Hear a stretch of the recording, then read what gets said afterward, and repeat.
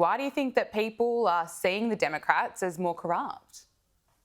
Here in Washington, DC, that survey, if you mentioned it at an event or a pub, people would absolutely have their jaws on the floor because Washington doesn't realize this is how the country sees the Democratic Party. They think that Trump has been such a political gift with all of the baggage that comes with this guy being a businessman who's had deals in Russia and the Middle East and all of that.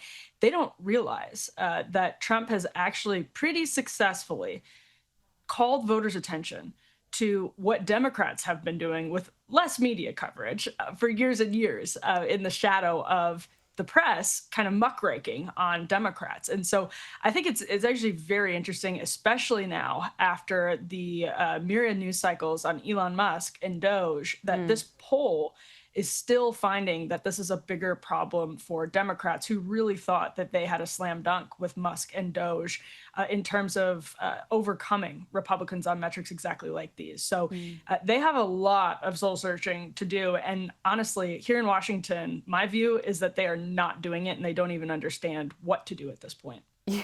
Well, I think it's not just in Washington. People around the world are thinking, what on earth are they doing? What direction are they going in? Well, we know that former Vice President Kamala Harris has confirmed that she's not going to be entering the 2026 California governor's race, ending months of speculation about a return to politics. But in her statement, she said she reflected deeply and decided not to seek elected office for now. The key words there. She wrote, "For now, my leadership and public service will not be in elected office. I look forward to getting back out and listening to the American people, helping elect Democrats across the nation who will fight fearlessly and sharing more details in the months ahead about my own plans." Now, Emily, this certainly opens the door for another run for president in 2028. How likely is it that we'll see that?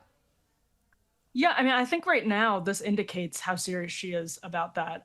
And it's obviously a good decision for Kamala Harris to stay out of the limelight for as long as is humanly possible because she's such a toxic brand right now for Democrats. She's someone who just reminds them of the Biden cover-up, and average voters actually still really care about that. You hear Democrats in Congress like Marie Gluesenkamp-Perez talking about how her own constituents still talk about this and still care about the Biden cover-up, and Kamala Harris is a big walking reminder of that every single day. So it makes sense for her to stay out of any urgent, imminent race. But I think partially the other reason is that she can start rebuilding for a political future, talking to donors, seeing what her lane would potentially look like in 2028, instead of thrusting herself back into campaign life and governing decisions where you can't really sit back and let the pieces fall. You have to be an active part of putting them where you want them to be on the board. I think she recognizes that it will behoove her to come into that process later and not really be a leader in the Democratic Party's transition phase right now. Well, speaking of the Biden cover-up, former President Joe Biden is now writing a memoir about his time in the White House. He's reportedly getting $10 million up front to write this. I mean, Emily, what are the chances that he's actually going to be writing this one? He might be bringing back the auto pen or staff who are actually running the country to get this done. Well, memoir is, of course, a derivative of the word remember. And I have a very hard time. I have a very hard time believing that Joe Biden's memories of his time as president of the United States are detailed and vivid enough to constitute a really compelling memoir without someone else filling in a lot of the blanks for him. And I'm sure that's about what we're going to see. He's right now ailing from, I believe, stage 4 cancer, very serious cancer diagnosis. So, I mean, it's actually always just makes me sad. I mean, it makes me mad on behalf of the country, but it makes me sad also for him to just see him try to build this legacy after serving in office, trying to run again, and dividing the country so much over what was obvious for everybody to see. Yeah, I agree with you. It is so sad, and I think the people around him, including his family members, have a lot to answer for. I want to ask you about an incident that took place in the United States this week. There was a horrific attack in Cincinnati where vision went viral of thugs attacking 2 people just in the streets. You know, a vision that was horrific. We decided not to play it. Now, Cincinnati Chief of Police, she held a press conference where she unleashed on the media and those posting on social media about it. Take a listen. Social media and journalism and the role it plays in this incident. And yes, guys, that's you. That is you. Social media, the post that we've seen, does not depict the entire incident. That is one version of what occurred.